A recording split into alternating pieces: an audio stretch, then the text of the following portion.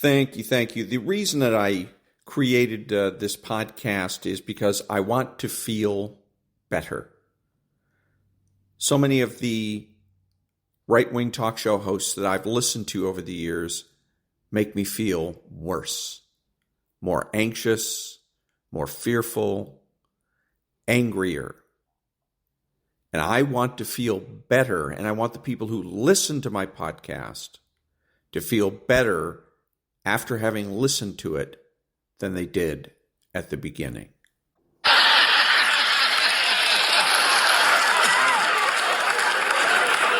Johnny, I'll tell you the truth, I got no sex life. I'm really getting old. Are you kidding?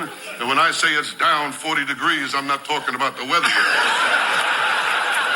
Things are that bad, huh? It's all over, Johnny. I got no sex. I went to a nude beach. They told me to park in a handicap section.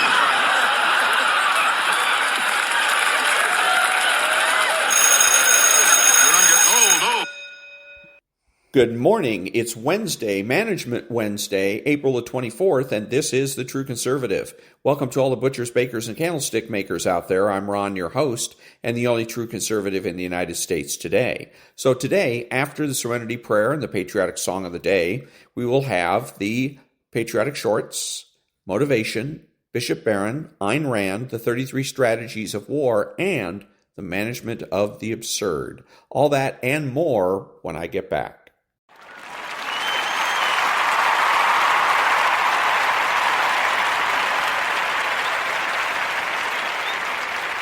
God, grant me the serenity to accept the things I should not change, the courage to change the things I should, and the wisdom to know the difference. Amen.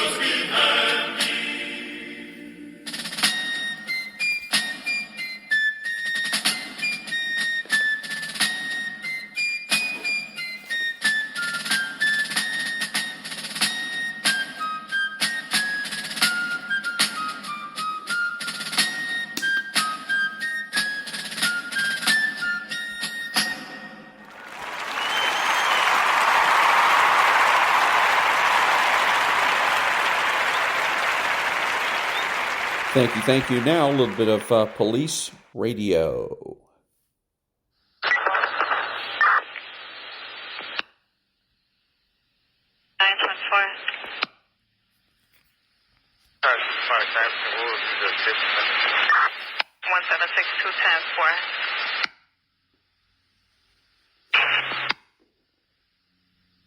Look over there for non-compassion, see if anybody needs CPD. Out. Right, 2 shows and 1. We're going to be doing a case on another inventory. Cancel. Not yet. Alright, when you're done, I'm going to have a disturbance in your stack. There's 7110 Western at the laundromat. Got a female. Won't leave. They want her to leave. Or correction, a male. Sorry, he's intoxicated. Won't leave. 846. These are some signs just put up. They're printed, covered in plastic, but there's no date time frame. It is rather peculiar. It's stretching all the way from approximately Milwaukee to Laverne. Oh, no, they're even farther. It just says Monday through Saturday, ozone. It does seem odd. I don't know if you want TDOT to come out or answer why on the north side of Irving they're planning some no parking ozone.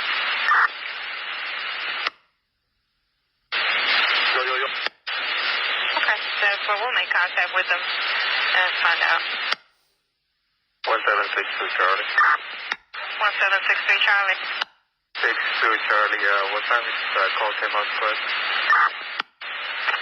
62 Charlie, call came out at 12:22 hours.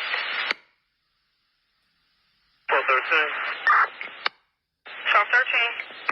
Yeah, I'm going to assist this lady that's been a victim of assault to Milwaukee and Western to try to retrieve some keys that were stolen from her.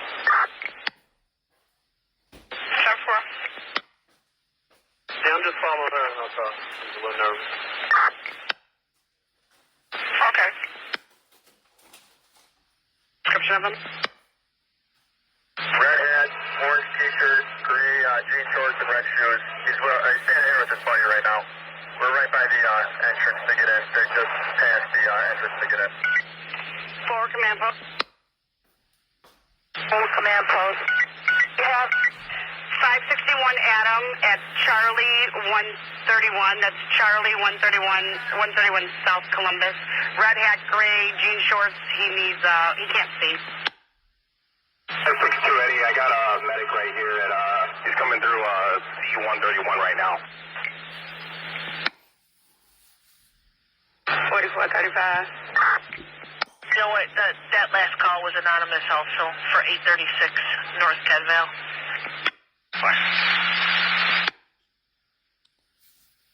Bad cell phone. 373-790, 373-790. Event 05564, 05564. 1420. Right at right next to the Congress. He's in an orange shirt. All right, Roosevelt University. Is that an okay route? Tell me, got a guy in an orange shirt up there. Roosevelt University. Command post, can you check that? Okay, stand by.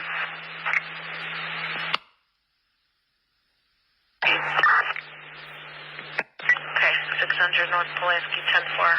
1121.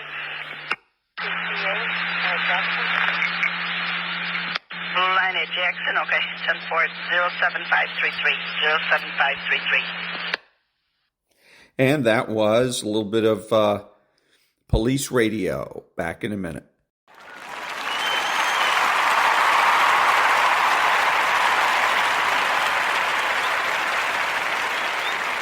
Thank you. And now the patriotic shorts.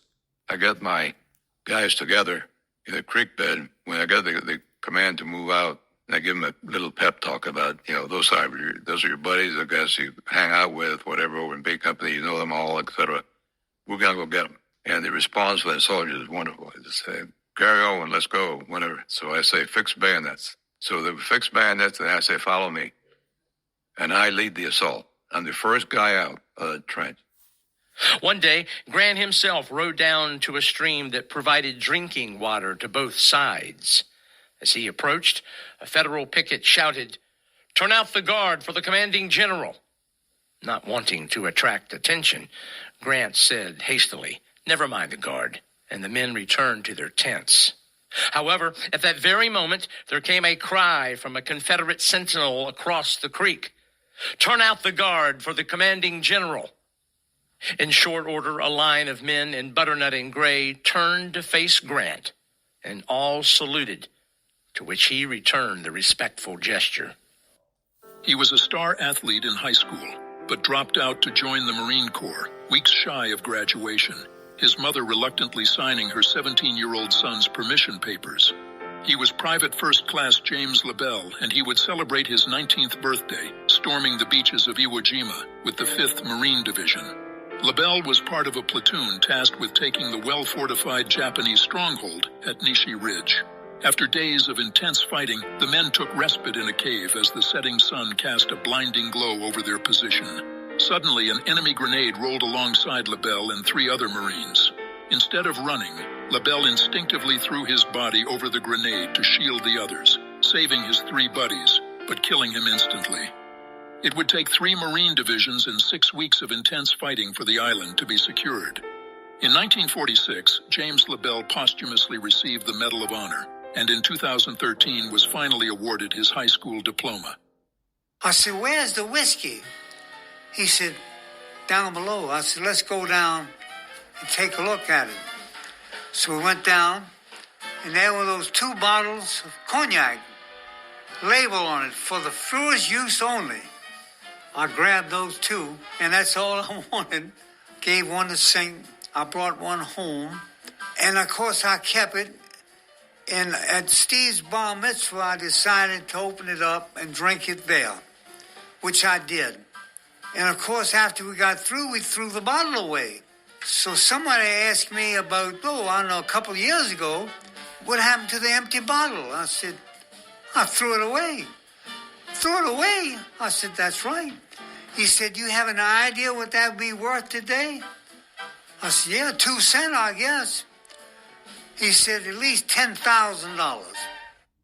This is my last broadcast as the anchor man of the CBS Evening News. For me, it's a moment for which I long have planned, but which nevertheless comes with some sadness.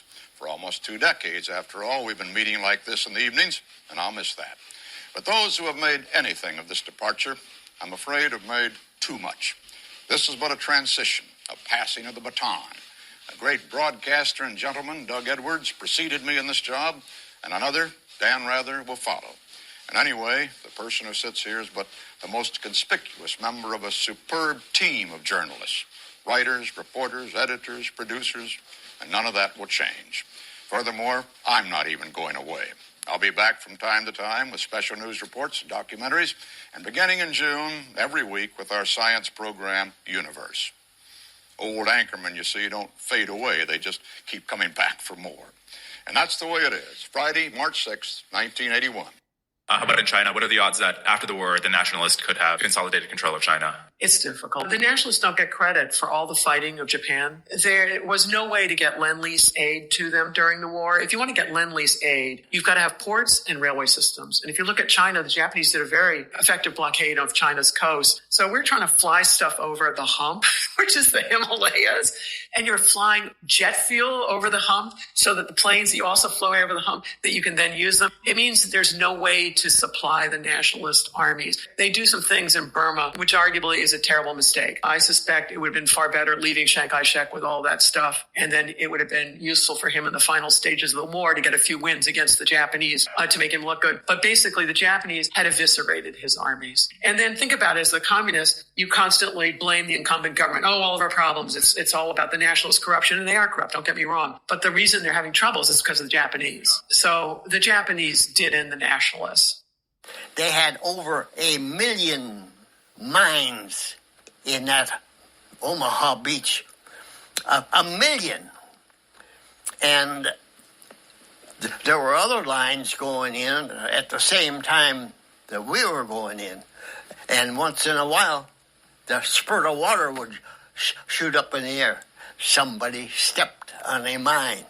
I was more afraid of stepping on a mine than I was at the gunfire coming at us. What happens if a pilot needs to eject from a helicopter? Let me explain. Unlike fighter jets, where pilots can pull a handle and their seat will be fired out of the aircraft instantly, most helicopters don't have ejection seats, but there are a few special ones that have advanced ejection systems, and they all work in different ways. First, there is the Sikorsky S-97 Raider with its ejection system. Since the pilot and co-pilot sit side by side, this aircraft is always ready. In an emergency, the entire cockpit can quickly detach from the aircraft propelled by a rocket-assisted ejection mechanism. However, the Bell Boeing V-22 Osprey, with its unique tilt rotor, is on another level. Pilots and co-pilots on the V-22 Osprey have ejection seats, while the rest of the crew has to rely on a built-in rescue hoist. But that's not all. The Kamov Ka-52 is one of Russia's most insane helicopters. It has a special coaxial rotor design and a pilot ejection system that's instant.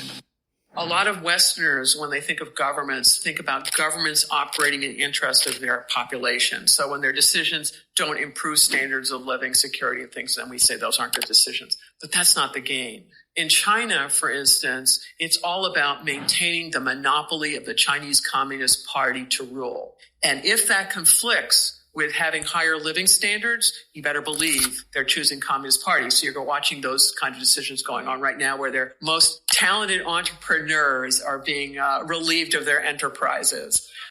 Oddly enough, our radio man was a small-statured man. He carried his big radio on his back and stayed with the captain. He tripped and fell, skinned his hand, and there was a medic there, so he treated it and filled out a card, got the Purple Heart. Japan. And that was the Patriotic Shorts. Back in a minute.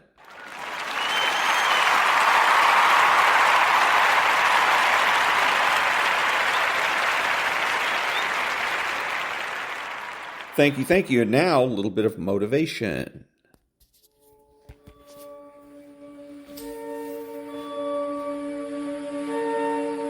When things go wrong, as they sometimes will, when the road you're trudging seems all uphill, when the funds are low and debts are high, you want to smile, but you have to sigh. When care is pressing you down a bit, rest if you must, but don't you quit.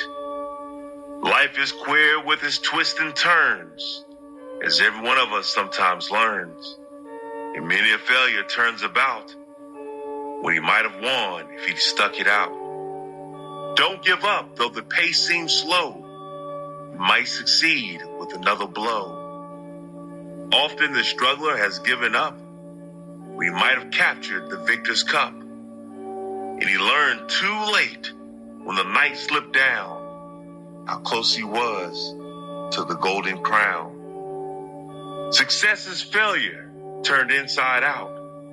The silver tint of clouds of doubt. You never can tell how close you are. It might be near when it seems afar. So stick to the fight when your heart is hit. It's when things seem worse that you mustn't quit. It's easy to give up. It's the easiest thing in the world to do. All right, man, I'm done. I ain't going. I ain't going to keep going. It's very easy. But what's hard is going, yesterday I got nothing from working as hard as I could. Nothing happened from that. I'm going to do the same thing again today, but I'm going to try to go harder. That's the hardest thing in the world. To get up every day and give 100% and be in the same position that you were each day, but mentally know that you're trying and trying and trying. That's a real grind. You're thinking about quitting. You're thinking about giving up. You are folding. You are caving in. This is for you. Don't give up. Don't give up. Stay in it. Stay focused. Don't give up, boy. Don't you quit. You keep walking. You keep trying. And you will not be defeated. You will not be destroyed. Some of you in this room, you are not able to activate your greatness because every time a trial or tribulation comes, you fold. You give up. Every time somebody tells you don't have what it takes, you embrace it. And now you got to stand up to it.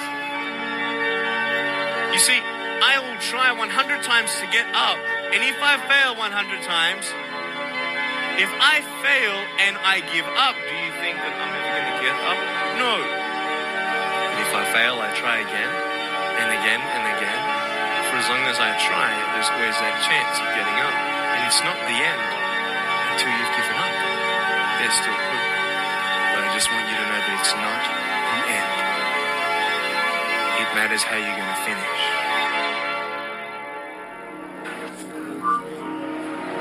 Every champion has felt it.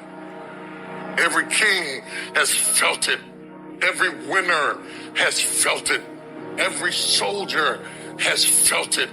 Every victorious person has felt it. The urge to quit. I don't care who you are. life's going to punch you in the face. Nobody is void of a pit at some moment. Just because you're in a pit does not mean it's over. Sometimes life will take you to your knees. Sometimes you have to cry. Sometimes will hurt deep inside. In time of adversity, you don't have an obstacle to deal with. You have a choice to make. You can suffer, or you can choose to do whatever you need to do to liberate yourself, whatever you need to do to reinvent yourself, whatever you need to do to overcome whatever you are stuck in right now. Everybody has a turn back moment. You have a moment where you can go forward or you can give up. But the thing you have to keep in mind before you give up is that if you give up, the guarantee is it will never happen. No way under the sun. The only way the possibility remains that it can happen is if you never give up no matter what. Don't you give up on your dream. You keep standing. No matter how rough the sea, you keep standing. Because I gotta keep moving. Even though everything in me wants to just lay down and quit. All of us will be successful in life if we don't quit. Listen to me. All men are created equal. Some work harder. Some get up at 2:30 in the morning. All of us are created equal. Some of us just grind. Some of us don't make excuses.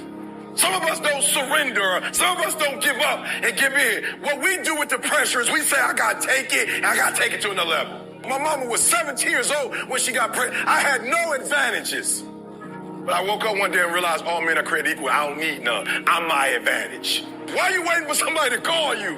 Why are you waiting for somebody to liberate you? Why are you waiting for somebody to take you by your hand and give you what's rightfully yours? Because in the worst of times, you are alone. You must get your self out of the sewer. No one's coming in the sewer to get you. It's your brain. You are the only person that can pull yourself out. It's those people who are able to control that feeling of flight and say, no, there's a way through this.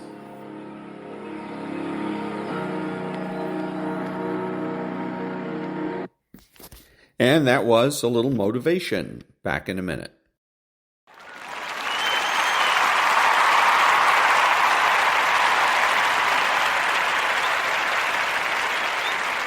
Thank you. And now the Daily Law for April the 24th.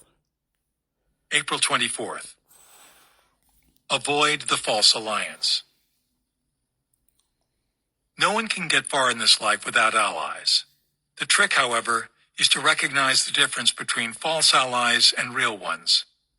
A false alliance is created out of an immediate emotional need. It requires that you give up something essential about yourself and makes it impossible for you to make your own decisions.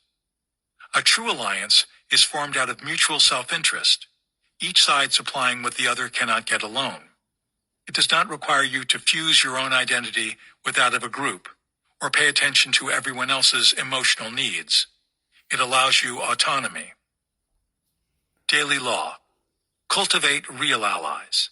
Find those with mutual self-interests and make an alliance. The 33 Strategies of War, Strategy 27. Seem to work for the interests of others while furthering your own. The Alliance Strategy. And that was the Daily Law for April the 24th from the Daily Laws by Robert Greene. Back in a minute.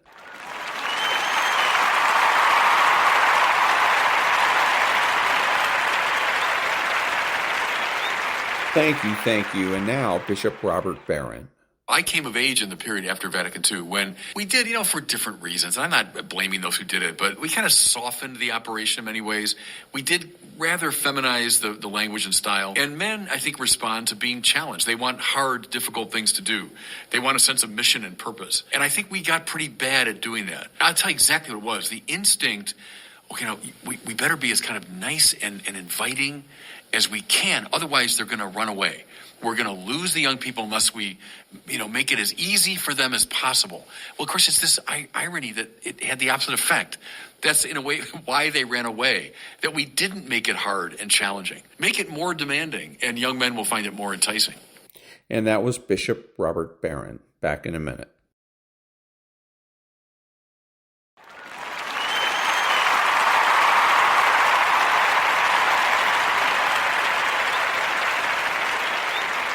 Thank you. And now the Ayn Rand quote of the day. Quote, America's abundance was not created by public sacrifices to the common good, but by the productive genius of free men who pursued their own personal interests and the making of their own private fortunes. Unquote. And that was the Ayn Rand quote of the day. Back in a minute.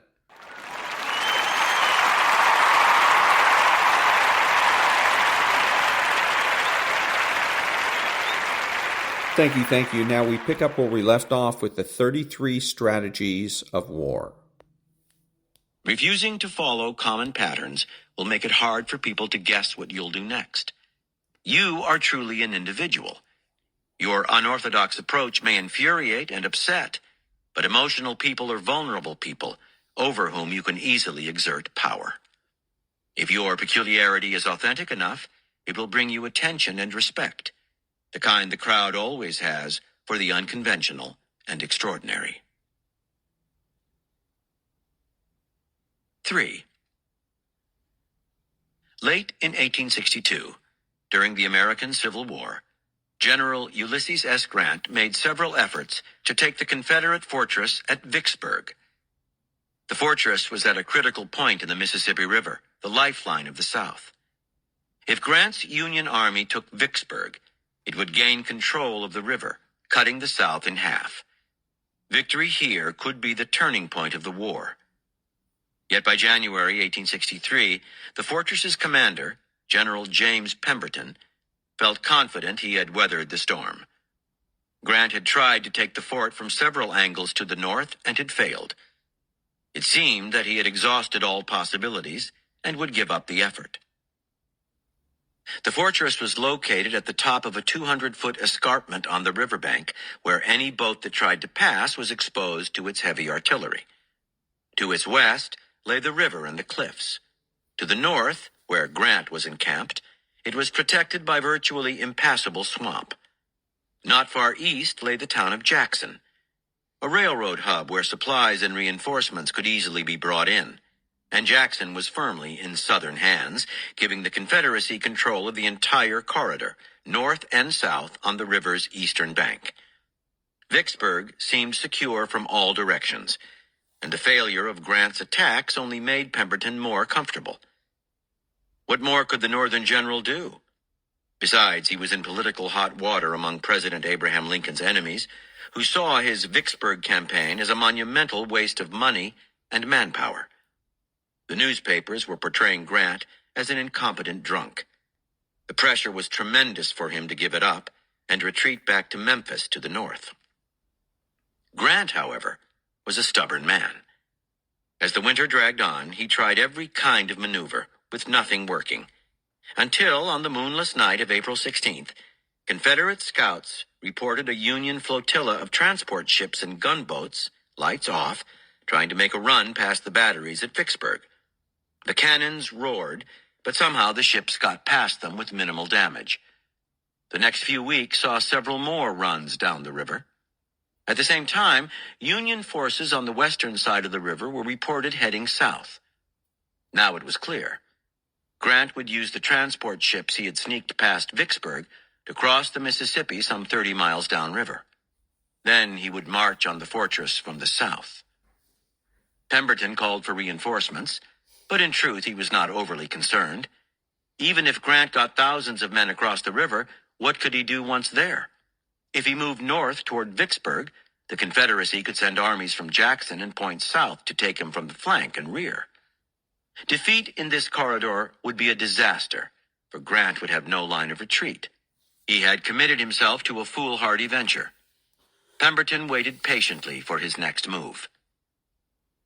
Grant did cross the river south of Vicksburg, and in a few days his army was moving northeast, heading for the rail line from Vicksburg to Jackson. This was his most audacious move so far. If he were successful, he would cut Vicksburg off from its lifeline. But Grant's army, no different from any other, needed lines of communication and supply. These lines would have to connect to a base on the eastern side of the river, which Grant had indeed established at the town of Grand Gulf. All Pemberton had to do was send forces south from Vicksburg to destroy or even just threaten Grand Gulf, endangering Grant's supply lines. He would be forced to retreat south or risk being cut off. It was a game of chess that Pemberton could not lose. And so, as the Northern general maneuvered his armies with speed toward the rail line between Jackson and Vicksburg, Pemberton moved on Grand Gulf. To Pemberton's utter dismay, Grant ignored him. Indeed, so far from dealing with the threat to his rear, he pushed straight on to Jackson, taking it on May 14th. Instead of relying on supply lines to feed his army, he plundered the area's rich farmlands. More, he moved so swiftly and changed direction so fluidly that Pemberton could not tell which part of his army was the front, rear, or flank. Rather than struggle to defend lines of communication or supply, Grant kept none. No one had ever seen an army behave in such a manner, breaking every rule in the military playbook.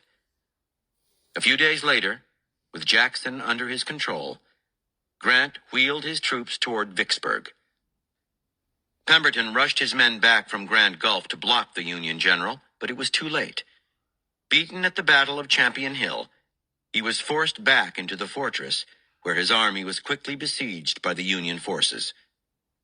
On July 4th, Pemberton surrendered Vicksburg, a blow the South would never recover from. And that was the 33 Strategies of War from Robert Greene. Back in a minute.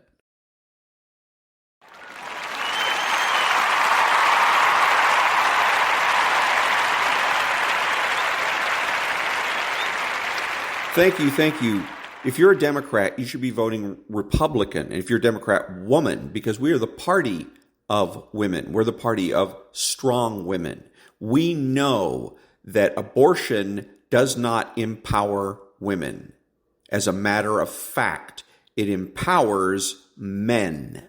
Men are the beneficiaries of abortions, not women. So remember, if you're a Democrat woman, you need to vote Republican. Back in a minute.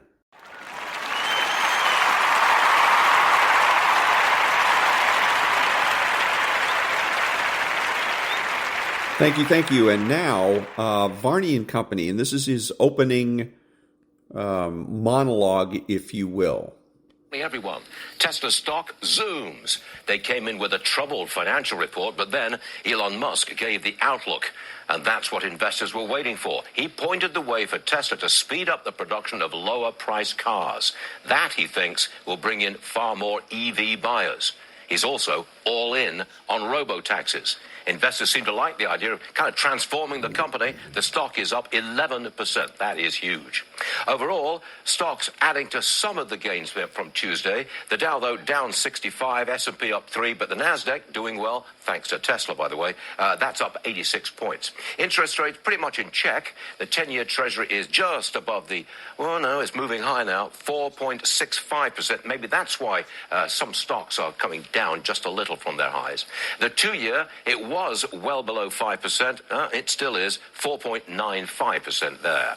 Little movement on Bitcoin. What happened to the halving event? Bitcoin's been stuck around $66,000 for days. No recovery for gold. It had hit well above $2,400 last week. Now it's $23.35 and down $6. Oil in the low $80 a barrel range, $83.20 right now.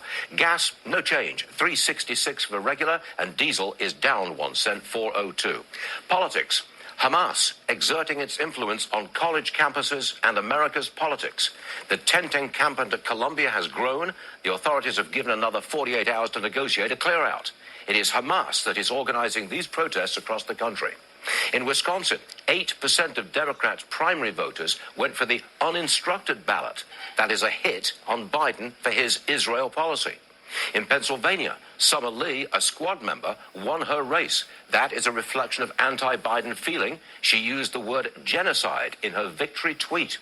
And demonstrators showed up at Senator Chuck Schumer's house in Brooklyn last night. Republicans, well, they are standing up against the anti-Semitic tide. Speaker Johnson will speak to Jewish students at Columbia this morning. All right, on the show today, Congress says TikTok, it tells them, you got 1 year to sell to a non-Chinese owner or you're banned. Now comes the hard part, getting it done. The Chinese don't want to sell. There will be long court battles, and its 170 million American users don't all want to go elsewhere. A lot of them vote. Wednesday, April 23rd, 2024, Varney and Company is about to begin.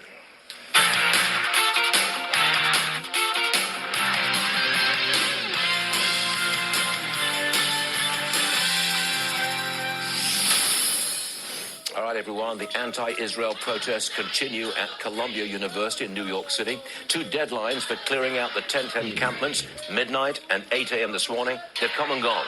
Good morning, Taylor. Glad you're with us this morning. The latest, please. Yeah, so basically we just have to clear these people out. So you... Thank you. So, anyways, she's right. We got to clear these people out. That's what should be done with these protesters in Columbia. And the reason and why it's important, and not only to Columbia University, but to each and every one of us, this is really a property rights issue. That's what this is basically about. The cover story is that it has, it's about Israel and genocide and all that crap. But really what it's about, fundamentally, is property rights and an attack on property rights. Columbia, for the benefit of the entire country, needs to assert its property rights. Have these individuals, like Google did, arrested and then kick them out of school. Send a message loud and clear to everybody in the United States that property rights are still the paramount rights. Back in a minute.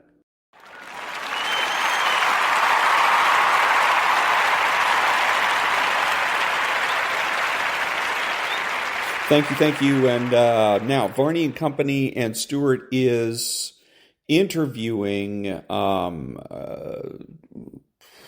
Rove. All right, Carl, how potent an issue is abortion for Biden? Is it a game changer? No, it's not a game changer, but it could hurt if the Republicans don't have a better answer than we're going to leave it up to the states, because people in the states want to know where you are on this.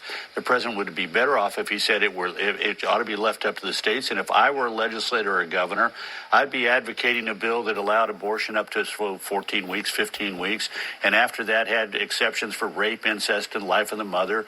I think parents ought to be involved in the decisions of their teenage daughters. And I'm totally opposed to what the Democrats want, which is abortion in the second and third trimesters, and show some empathy on the issue. That would help make it a winning issue. But if it is simply we're going to leave it up to the states, and then Biden and the Democrats are going to be able to point to things like the Florida and Arizona laws, which allow abortion only in the first 6 weeks, and they'll make hay with that among certain elements of the population. This is not an absolute winner for the Democrats. We saw that in Virginia in the off-year elections, where the Republicans were on the receiving end of abortion attacks, and they took every state House of Delegates district that Joe Biden won by 10 points or less, and every Democratic state Senate seat district that had been won by Biden by 9.5 points or less. Imagine. Anyway, so because he's just going to go on and on. The issue then is abortion, and he's absolutely 100% wrong. The reason he supports abortion is because he is either cheating on his wife or is planning on doing so. That's the biggest problem in terms of policy and politics of abortion for Republicans is Republican men. Republican men want abortion to be legal because they want to cheat on their wives. It's just that simple. Now, how do you deal with abortion then? Simple. There's 2 ways that you can look at this from abortion. Number one, the issue is really about promiscuity. And that's why the left pushes abortion so that they can continue to promote promiscuity. Go out and screw around all you want to, and you don't have to face any consequences. Number 2 is power. For the left, this is all about empowering women. When they went out and said, we are going to empower you, and then the Supreme Court says, no, you're not. Now, of course, they're fired up. They have to go back. They have to prove to women that they've given them power. Because if they can't, then they're done. They're toast.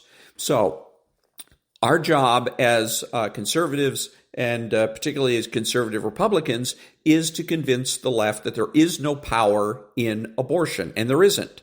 Not for women anyways. It's great for men. It's great for Karl Rove because when he has an affair, he can throw his bitch at 20 and tell her to go get an abortion.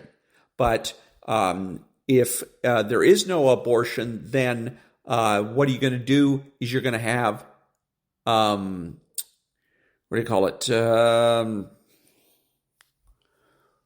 Child support. That's it.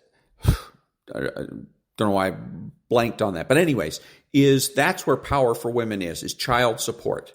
The woman that is being wooed by Mr. Republican, by Karl Rove, hey, let's go and have an affair. She can tell him, fine, but if you get me pregnant, then you're going to be paying child support for the next 18 years. And that's power. So having an abortion where the woman is lying on the table with her legs in the stirrups and having her private parts probed and undergoing the actual risks of an abortion, which is surgery, which includes bleeding and the possibility that she may end up bleeding to death or getting an infection and dying from that infection. And in the meantime, where's Karl Rove? Karl Rove's out screwing her sister. Okay, so we have to convince the women, Democrat women, and we recruit. We don't just wait for this issue to come up. We go out and actively recruit Democrats to become Republicans, telling them that we know what is good power for women, and that is child support. And tightening up the child support laws so that the studs like Karl Rove who want to go out and screw around will be made to pay. And that puts a woman in control, not abortion. Back in a minute.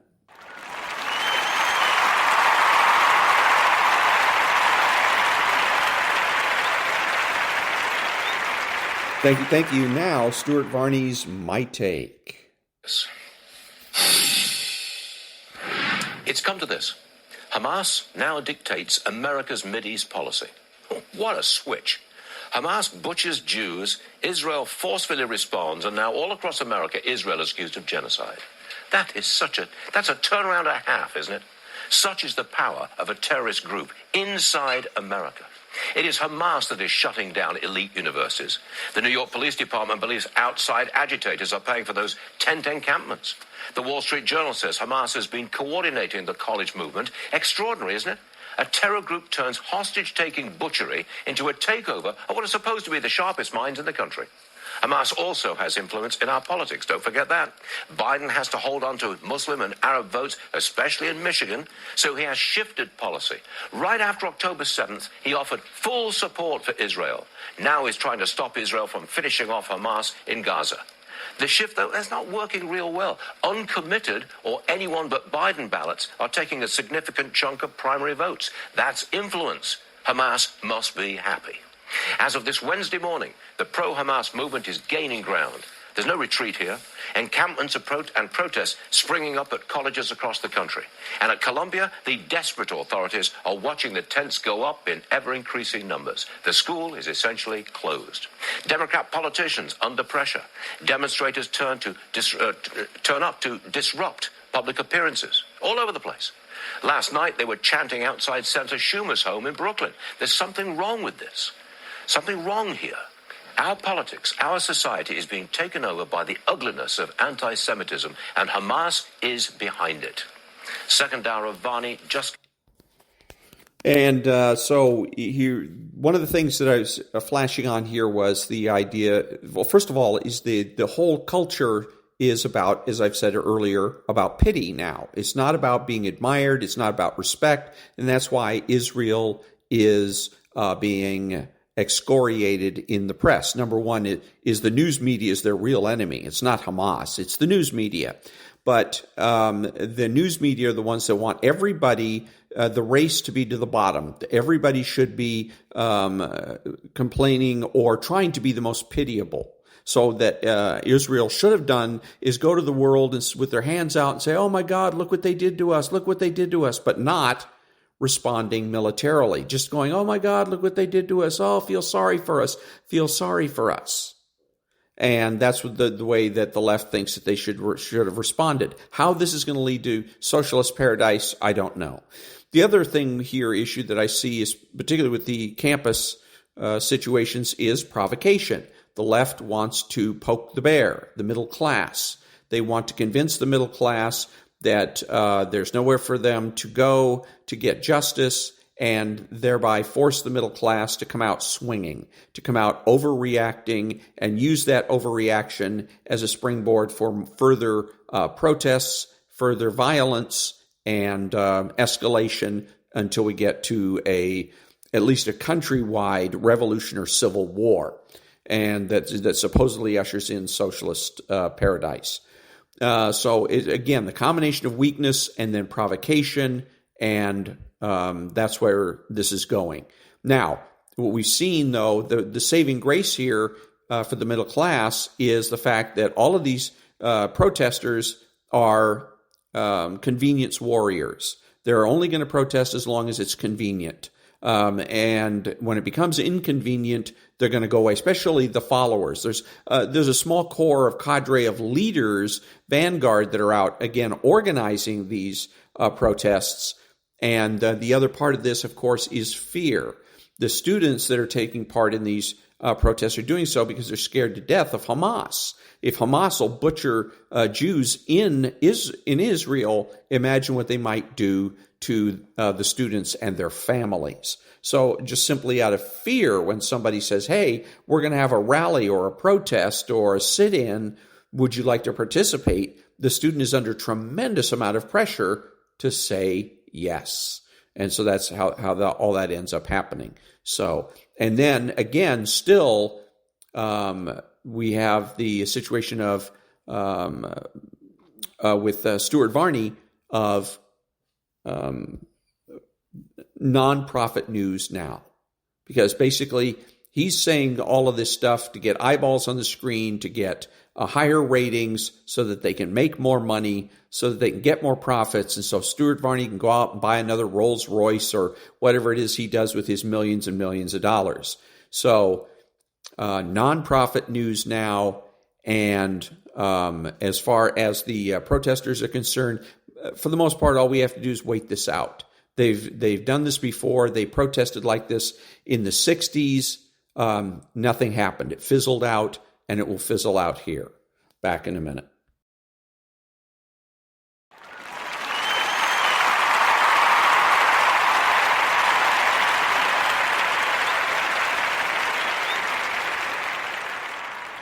This is Ron, your host, the only true conservative in the United States today, bidding adios to all the butchers, bakers, and candlestick makers out there, and reminding you that you are not neutral and that the government has no rights.